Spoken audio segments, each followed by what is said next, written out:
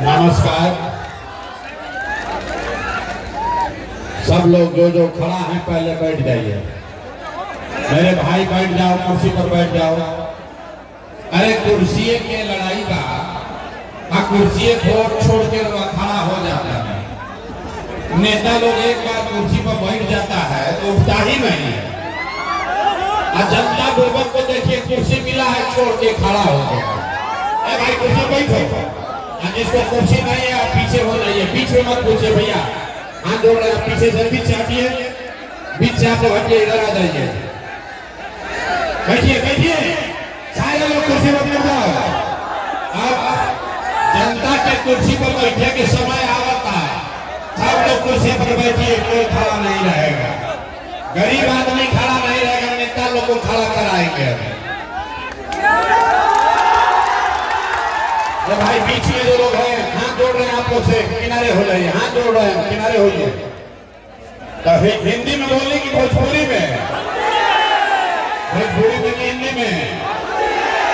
तो एक बार जरा परसा की धरती पर अपने माँ बाप और अपने पुरखों की जमीन के लिए, बिहार के सम्मान के लिए, बिहारियों के सम्मान के लिए हम लोग नारा लगाएंगे।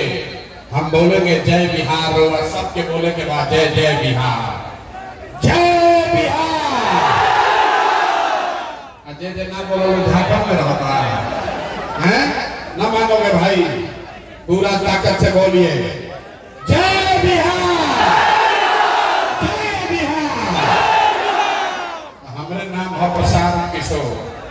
हम नेता ना है तो सब आई बानी जा सब आदमी इतना गर्मी में कि समझ के कि कोनो नेताजी यहाँ प्रशांत किशोर नया दल बनैले बड़ा, जेकर नाम बा जन सुराज। एकर चुनाव चिन्ह स्कूल के बस्ता।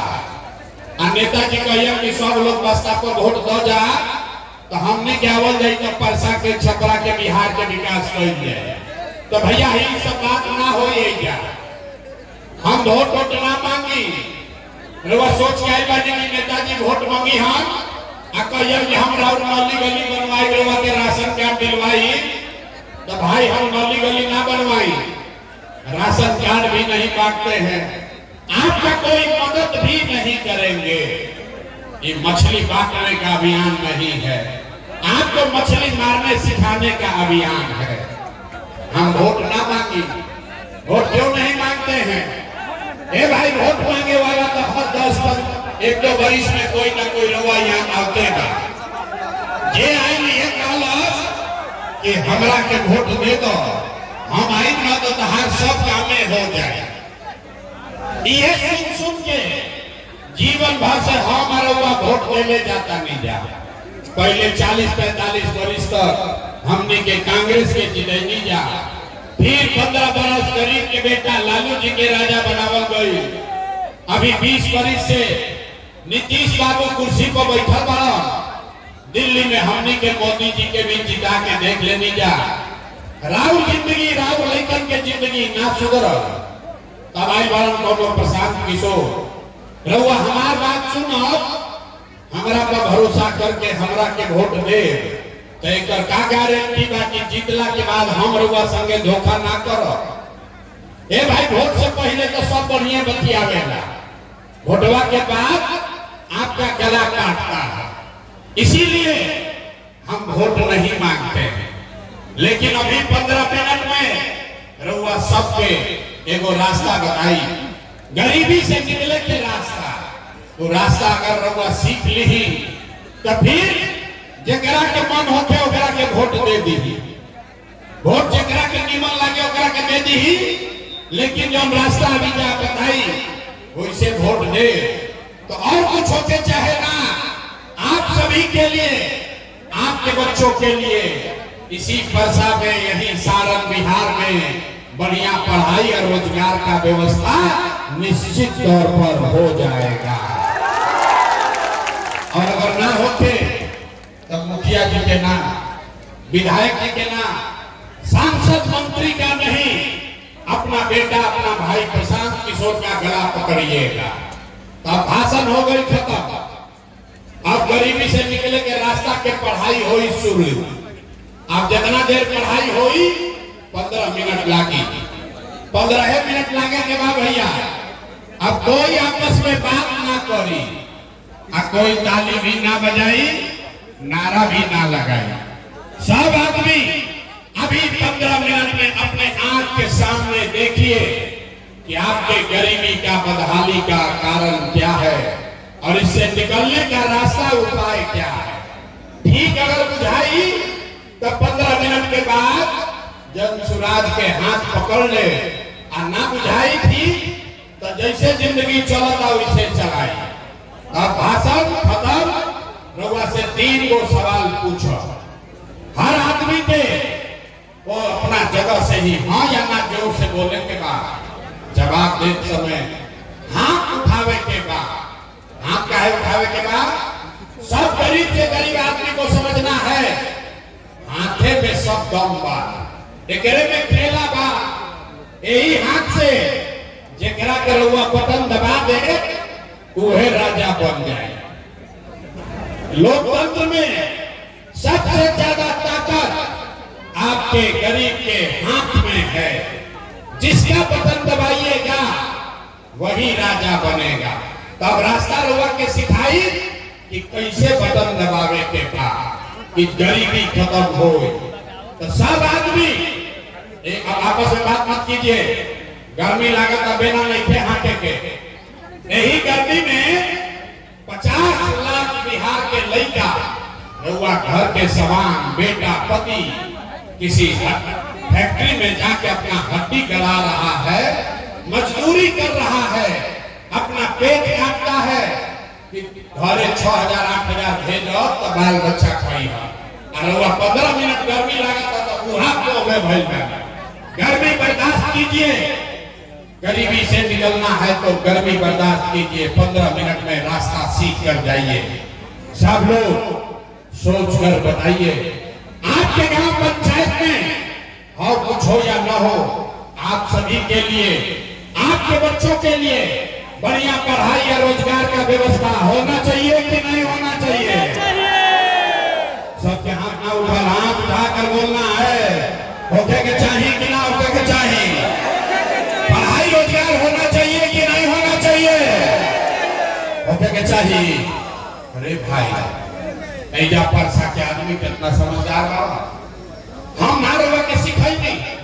आप चाहे पढ़े लिखे हैं या अनपढ़, अगड़े हैं या पिछड़े, हिंदू है या मुसलमान, अमीर है या गरीब, महिला है या पुरुष, सबने कहा कि ना भैया और कुछ होके चाहे ना, लेकिन हमने के लेकर के हमने के पढ़ाई या रोजगार जरूर होके के चाहे। इतना बात तो सबके बुझाता कि अगर आपके बच्चे के लिए, आपके लिए बढ़िया पढ़ाई रोजगार हो जाए तो कोई मुखिया बनो, कोई विधायक बनो, लालू बने, नीतीश बने, मोदी बने, प्रशांत किशोर बने, अगर आपके बच्चे के लिए बढ़िया पढ़ाई रोजगार हो जाए तो आपका जीवन सुधर जाएगा।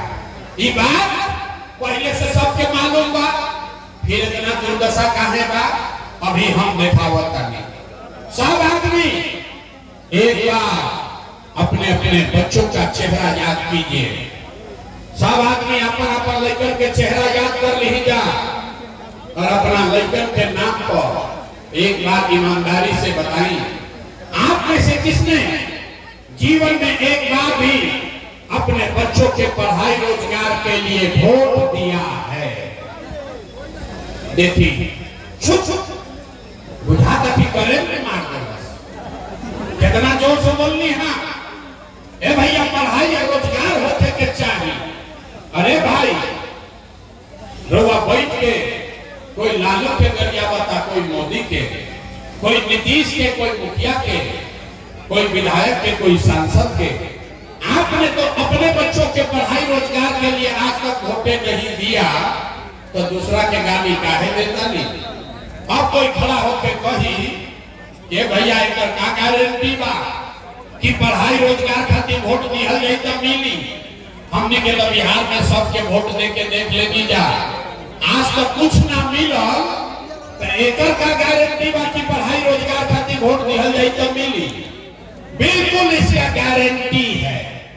हमरा से लिख के ले ली, हमसे लिख कर लीजिए।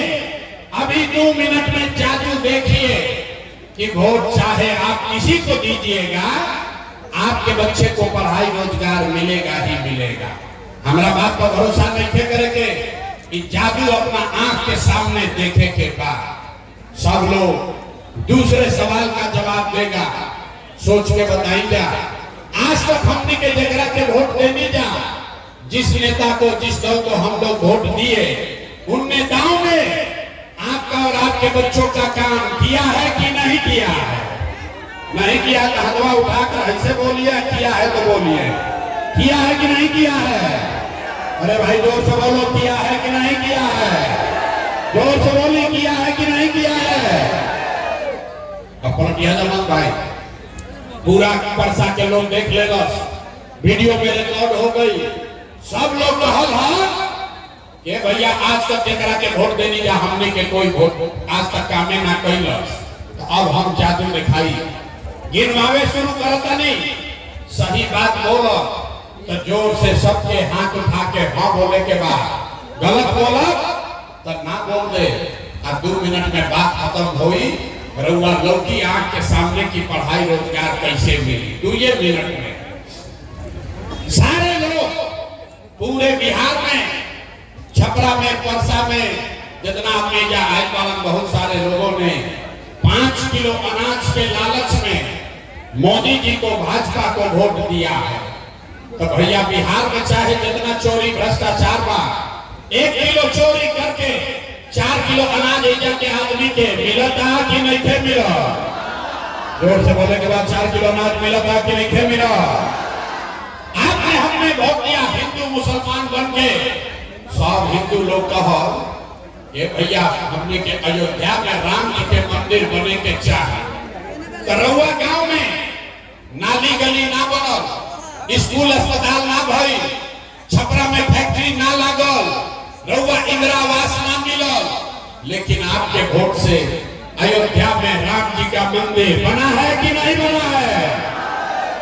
आपने हमने वोट दिया, कई आदमी कहो कि ना मोदी के ना दे, लालू के ना दे, हम तो नीतीश के वोट दे, हमने के पानी बिजली सड़क चाहिए। तो नीतीश के राज में इसी भ्रष्टाचार वाले बिहार में बिजली का बिल 1000 आए चाहे 2000, घरे घरे बिजली आया है कि नहीं आया है? ए भाई बिजली आई कहा कि नहीं आई? हाथवा कहा नहीं उठा, बताइए तो मिलने वाला था, हाथ उठाकर बोलिए बिजली आया है कि नहीं आया है? आपने हमने वोट दिया जाति के नाम पर, अपना जात के नेता के। बिहार में आदमी कहेला जी ही चाहे मर जाए, अपना जाते वाला के वोट दे।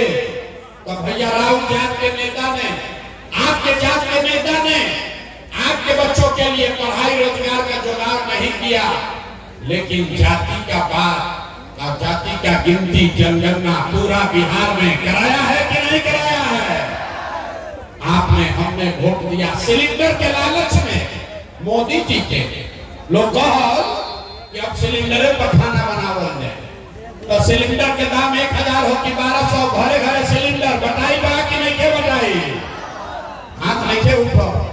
अरे सिलेंडर बटा है कि मोदी जी झूठ बोलता? सिलेंडर बटा है कि नहीं बटा है?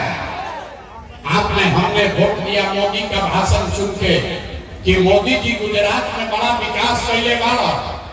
भैया मोदी गुजरात में तो विकास करता, पूरा देश का पैसा ले जाकर मोदी गुजरात के गांव गांव में फैक्ट्री लगा रहे हैं, और पूरे बिहार से, छपरा से, परसा से आपके हमारे बच्चे गुजरात में जाकर नौकरी मजदूरी कर रहे हैं कि नहीं कर रहे हैं? ये भाई पर कौना बात पर वोट देनी जाके नाम मिल?